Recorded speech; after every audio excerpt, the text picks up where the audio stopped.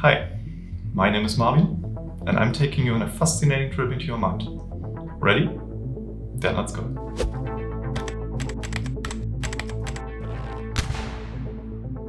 As software engineers, at every moment we try to make optimal decisions. And we do this to the best of our knowledge. We really try to do everything right, but we're often not aware of something that permanently stands in our way. A thing we call cognitive biases. A cognitive bias is the systematic deviation from optimal reasoning, and it can be best explained with some concrete examples. Let's have a look at testing. We tend to write more tests for our code that confirm the expected behavior than tests that might reveal failures. This is because we look for information that fulfills our own expectations. Confirmation bias is responsible for this. An error in the operation of your software leads to an accident. In hindsight, it looks as if this event could have been easily foreseen and avoided. But be aware that we usually overestimate the predictability of such events once they have occurred. We call this hindsight bias. Planning poker is on, and everyone in the room has to estimate the effort for a new feature. A colleague shows they estimate too early, and now the other team members' estimates are suspiciously close to each other. Say hello to the anchoring effect. The anchoring effect is the cognitive bias that our study is about. And it's about source code metrics that tell you how understandable the code is that you're looking at. If you use static code analysis tools or corresponding IDE plugins, you are probably familiar with such code metrics. Do you think that they can influence your personal judgment about the source code? In our study, we found that if a metric tells a developer how understandable a piece of code is, that developer will be anchored by the metric value in their own judgment of the code's understandability. If a metric tells you that a code snippet is easy to understand, it is very likely that you will stick to that metric value and rate the snippet easier to understand than if the metric had told you that the code snippet was difficult to understand. Now I want you to understand two things. First, how did we come to this result? And second, what should we do about it? Let me start by explaining our study design. 45 software engineering master students participated in our study. After a short introduction, a participant sat in front of a screen and had to do the following: understand a code snippet. The task gave the participant input values to which the output values had to be calculated according to Javadoc and actual output.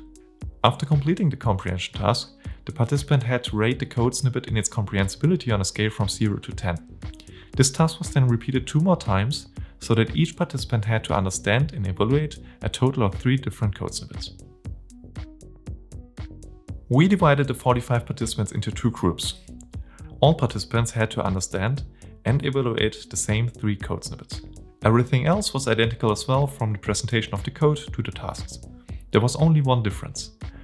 One group was presented with a metric next to the code, indicating that the code snippet they needed to understand was relatively easy to understand, and the other group was presented with an indication that the code snippet was relatively difficult to understand. In the introduction to the study, we told the participants that this was for information only and that the metric was fairly new but had been validated. But this was absolutely not the case. We made up the understandability values of the metric to see if and how much the participants would be influenced by it in their own evaluation, and the results were impressive. On the left, we see the participants from the group who were told by the metric that all 3 code snippets were easy to understand, a 4 out of 10 on the metric scale. On the right side is the group that the metric showed an 8 out of 10 for each snippet. The y-axis shows how the participants each rated the code snippet's understandability themselves on a scale of 0 to 10. In this visualization, it is the average rating for the 3 code snippets, but the results look very similar when looking at each individual code snippet. We can see that both groups were anchored in a subjective evaluation by the metric, and that the ratings of the groups differ significantly from each other. This is a clear demonstration of the anchoring effect taking place. In our study, we also measured the actual performance of each participant in the comprehension tasks. This means that we looked at how long it took them to complete the comprehension tasks and how many of their answers were correct. The combination of time and correctness then gave us a performance score for each participant. We have just seen that the participants were anchored in a subjective evaluation by the displayed metric value. Now we have asked ourselves whether this would also lead to a kind of placebo effect and whether participants actually performed differently. At least existing literature in psychology suggests that this might be the case. If I tell you that a code snippet is easy or hard to understand, will this trick your brain and make you actually understand it better or worse? The answer is no. at least not in terms of time and correctness. Here both groups performed equally well. This in turn is of course very interesting because although they performed equally well, they rated the difficulty very differently. Now, what should we do with these results? It is good that an arbitrarily chosen metric value does not affect how well developers understand code. Given that many metrics in practice are not validated, we will probably have quite a problem otherwise. But we saw that developers are anchored in their own evaluation of code, and this could lead to, for example, a wrong prioritization of refactorings, or developers approaching code with a different mindset. We currently know nothing about the consequences of anchoring through software metrics, such as how it affects motivation and emotion, for example. What should we do right now? Validate metrics and use validated metrics. Debiasing software engineering is a valuable long-term goal, and it could already be supported by static code analysis tools relying more on scientific evidence. It's not much of an issue if a developer gets anchored in their subjective evaluation by a validated metric. Such a metric might even be able to take more factors into account and evaluate code more objectively than a developer could. But it could be a problem if developers get manipulated by a wrong metric value. And making developers aware of this might not solve the problem, since the anchoring effect is one of the most robust cognitive biases we know. What else should we take care of? In case you, as a researcher, use subjective ratings as a measure of code understanding in an experiment, make sure that individual participants are not anchored by contextual factors. Obviously, sharing code metrics could be such a factor, but so could, for example, different amounts of time available to process different code snippets. If the study cannot be controlled for certainty in this regard, I would suggest not using subjective ratings in your study. That was it, our little trip into the mind. I would like to emphasize that I had some people in my life who know just what to do. This whole study would not have been possible without the great efforts of my collaborators. If you are interested in the details of our study design and more in-depth discussions, take a look at our paper. It is available on arXiv and the link is in the video description. Finally, if you want to see more videos like this one that communicate software engineering research, then check out my YouTube channel /science. There I aim to make software engineering research more accessible to everyone who is interested in it, whether you are a scientist or a software engineer. Feel free to subscribe. Thanks for your support and see you in the next video. We are off air or no? We are live. Hi everybody. Welcome to the developers experiment session. And today Marvin Bierich and Stefan Wagner are with us, and they are going to answer all questions you may have about this wonderful video that they have prepared. So we have a few questions so far. Let's start with the first one. Is asked by Alexander Serebrenik. So Alexander, thank you very much for your question. Would this experiment make people doubt themselves? E.g., for example, when they see a code snippet that is presumed to be easy, but they have had some time understanding it? Yes, probably. Like metrics would do in general in practice when a code metric from a static code analysis tool tells you that the code you're looking at is difficult to understand, or let's say it's easy to understand, and you try to understand it and don't understand it, then of course this could influence some people in their confidence levels, for example. We did not check this.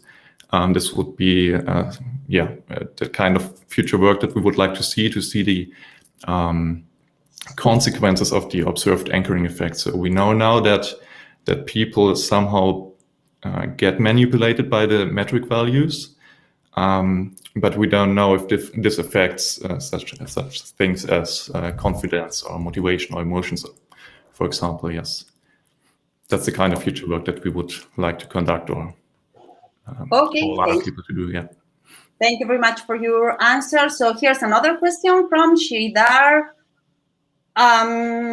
Chimalakonda. Sorry if I don't properly read the names. Excellent. Do you think that asking participants to perform a code task instead of asking about code understanding, would that be better? What do you think?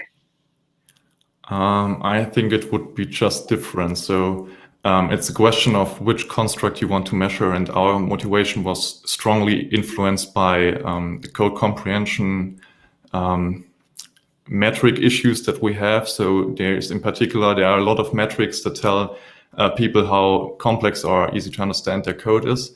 And most of them are not validated, and some have even been shown to not measure what they intend to measure. So this was our motivation, and according to this motivation, we designed our tasks to be code understanding tasks.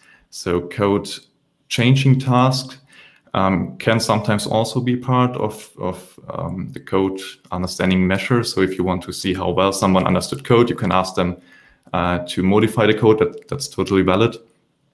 But I think it wouldn't be better or worse. It would just be different, and you would have to argue what construct you are measuring in the end.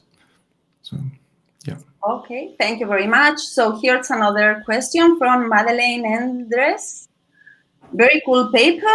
What are your hypotheses on how this might interact with how developer confidence levels, such as self-efficacy, impact performance?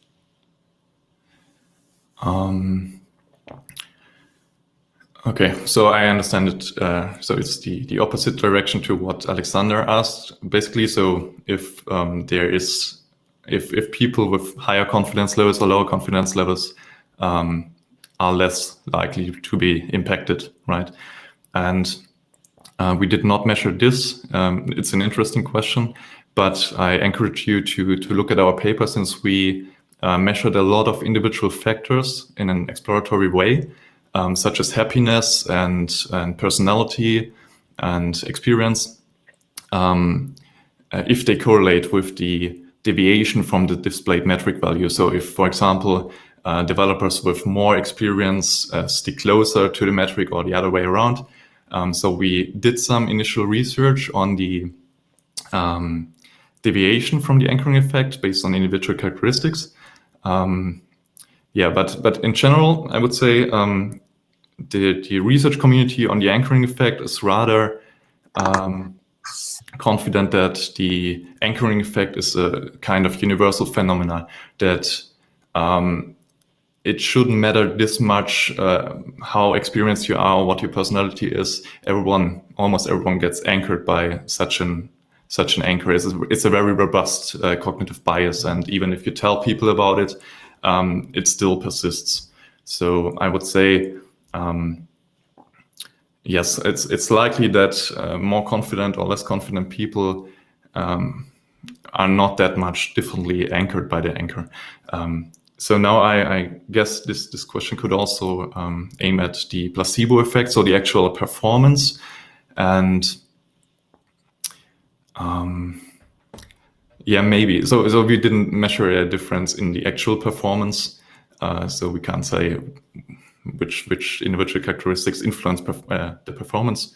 But interesting question, and there's so much open work. So please check our paper, especially the third research question that we didn't mention in the video is about all those individual characteristics, and we discussed them in detail there.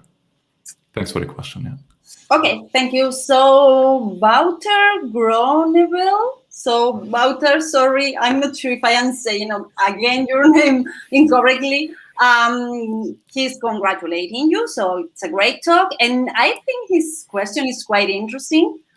Do you think this sort of bias is also present in the minds of teachers who are supposed to grade students and are giving a rubric where it states that certain solutions are easy, hard? So what do you think? I think this is a quite interesting question. It is. Again, I would shamelessly advertise our paper, since we give some nice background or introduction to these constructs, the anchoring effect, to the placebo effect, and so on. We mentioned some interesting studies that could be a good starting point if you are interested in this topic. And I would assume that they definitely get anchored by such things. So it always depends on the kind of anchor and what the scenario is. But usually, if you present any kind of information that is somehow related to the evaluation that you do, it anchors people. So yes, probably it does. Okay, so we have like 2.5 minutes. So we have a few questions, but I think we have time for at least a couple of them. Justus Bogner is asking you, do you think the anchoring may be stronger in novice developers, like for example, students? Did you observe something like this in your sample? For example, the influence of years of programming experience? Yes, we measured years of programming experience to express experience. And if I remember correctly, there was not much of a strong correlation there. So, but I also have to say that we had a rather homogeneous sample. So all of our participants were master students in software engineering. So they were somehow experienced, but we didn't have very inexperienced participants, for example, like first year students or something like this.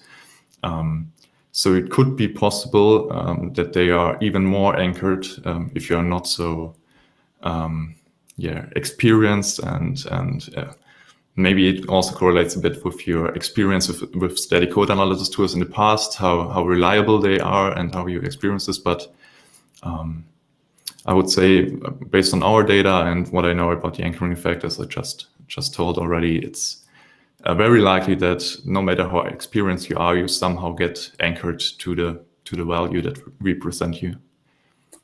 Okay, thank you. It's 1 minute to go, so I think we have time for one more question and a quick answer, okay? The students, Luca Sambors is asking, the students had no reference what, e.g., a difficulty of 5 actually means, right? So maybe the groups use different scales, or did you provide a consistent reference to both groups? Yes. Okay. So first of all, the presentation of the code metric looked a bit different than in the video. So we explained what a 0 is and what a 10 is. So 0 was very easy to understand. 10 is very hard. And the exact same metric, the exact same scale from 0 to 10 was also used for the subjective ratings. So this was consistent to begin with. And in the introduction to the study, we discussed it a little bit with the students and showed them a very simple example and a very hard example with the 2 extremes for the metric. So they knew how the metric somehow works, yes, and what a 5 is meant to be.